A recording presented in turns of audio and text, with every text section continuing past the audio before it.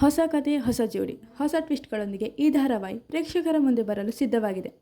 ಈಗಾಗಲೇ ಬಿಡುಗಡೆಯಾಗಿರುವ ಪ್ರೋಮೋ ಸಾಕಷ್ಟು ಕುತೂಹಲ ಮೂಡಿಸಿದ್ದು, ಅಭಿಮಾನಿಗಳು ಈ ಸೀರಿಯಲ್ಗಾಗಿ ಕಾತುರದಿಂದ ಕಾಯುತ್ತಿದ್ದಾರೆ.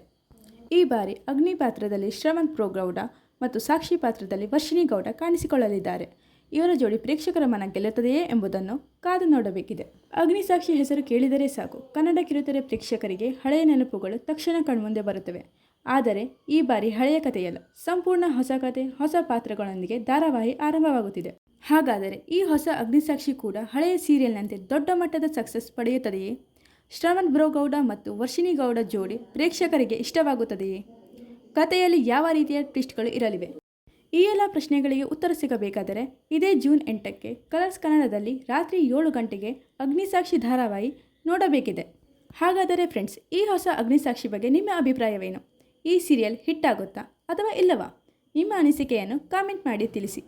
ವಿಡಿಯೋ ಇಷ್ಟವಾದರೆ ಲೈಕ್ ಮಾಡಿ, ಶೇರ್ ಮಾಡಿ ಮತ್ತು ನಮ್ಮ ಚಾನಲನ್ನು ಸಬ್ಸ್ಕ್ರೈಬ್ ಮಾಡಲು ಮರೆಯಬೇಡಿ.